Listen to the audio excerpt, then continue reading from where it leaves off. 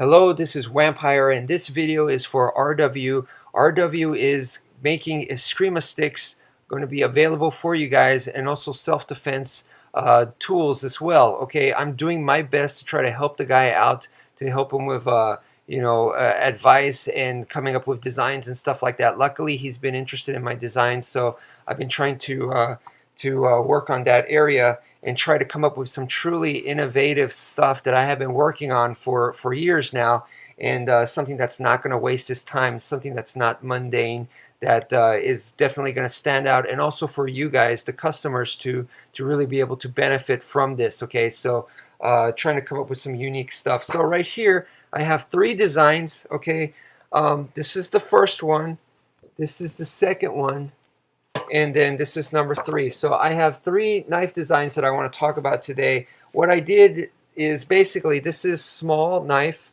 this is medium sized knife, and this is large knife. So I wanted to do small, medium, and large. All right.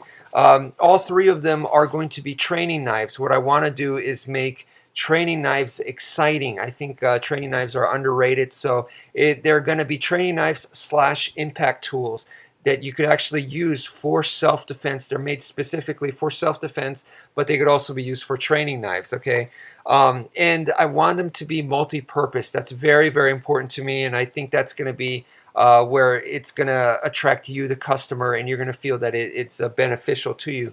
So right here, this is the small one. Let's start off with this guy. This is the neck knife, basically. Right here, if this was an actual knife, the blade edge would be right there. Okay, and then this is a nice wide arrowhead type design, and I try to make it pretty wide to be comfortable in your grip as a neck knife, and it wedges out so your hands just don't fall into the blade edge, so that you cut yourself. So definitely the handle was very important to be comfortable and safe to the user. This is the finger hole, and this right here is a lanyard hole. If you want to add more lanyard holes to put on handle scales, RW, that's not a problem at all. These designs are flexible. And this right here is a cardboard cutout that I did. The lanyard hole is nice and big, so you could put in cord no problem, but also you could put in the bolts in like this. The bolts, the thing about this, like I said, multi-purpose. This is a neck knife, but it is also a push dagger. That was very important to me, to have multiple purpose here, so you could just grab it like this. Now you could punch, and you got this nice spear shape right there for punching purposes. You could also tilt it down this way and go use it in this kind of fashion for self-defense. All right. And once again, I wanted the handle wide right here so that you could grab it like this comfortably in this grip, also in this, which is the standard, also in the reverse grip like this. And also you could put your finger through here. Okay, you could flip it if you want to. Okay, but putting the finger there, I figure would give you a little bit more grip security. And also right here, if the blade edge is on this side, you can put your thumb right here for some finer cutting tasks as well. So once again, training knife, impact tool, neck knife / push dagger. So that's this guy right here. So that's the small one. Now moving on to this one right here. This is a karambit design. Okay, you could see also it is a training knife, but it's also, once again, for self-defense impact tool. So you can see it has teeth right here, and it does have a relative point. There's no edge, it's not sharp, but it can be used for self-defense. This is the karambit finger hole, and then we have 2 lanyard holes right here. Okay, this is the model that I made right here.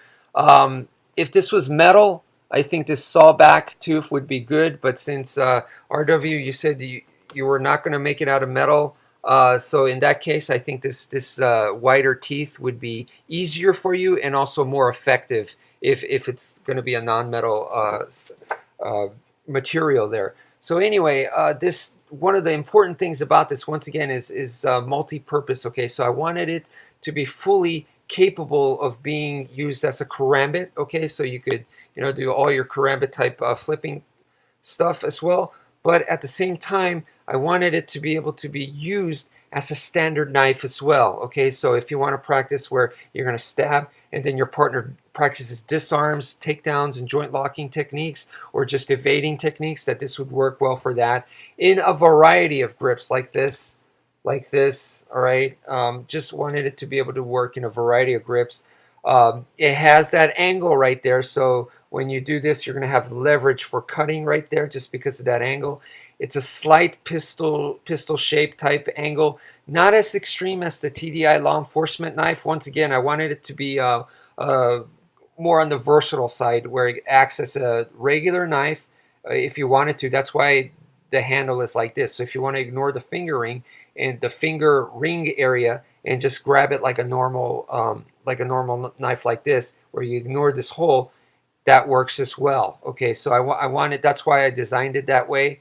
All right, the other purpose right here, this right here is for your thumb right there, a little thumb groove, but this is right here is where the teeth is going to be, and then it has a little bit of stopper right there for you. The other purpose is if you had two of these, you put them together right here, where this is where they're going to be screwed in together with the two holes right there. And what we have here is what I call false shears, fake scissors, okay, pseudo shears. To me, this is very important for anti-knife purpose, okay? So if someone's coming at you with a knife, this is specifically designed for anti-knife. Right here, it's going to have teeth. You're going to be able to catch them. You're going to be able to catch the blade and then go into your technique. So to me, this was that was the other purpose. So I call this, once again, the fake scissors. All right. So wanted it to have that karambit capability. So because it's tilted, you could use it just like a karambit, but also as, you know, a standard knife as well. So that's the medium-sized training knife. And then last but not least is this guy right here, which is based off of my monster training knife, the MTK. And once again, training knife, but also actual self-defense impact tool. So right here we have the skull crusher, or window glass breaker area right there. And then right here, this is the blade area. And this right here is this groove right here that I put that separates the blade from the handle is going to be very good for Eskrima people. Okay, so you can pinch in and really go in. It's comfortable for your circular type strikes that you practice with the Eskrima sticks. So that's going to work very well for the Eskrima people to have this right there.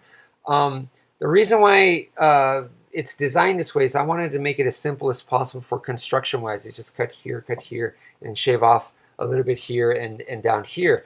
Also, the blade like this, all right, when you hold it this way, you could practice it as a horn cliff type blade. If you hold it this way, this is now a Tonto style blade. So once again, two types of blades put together in one, good for the customer.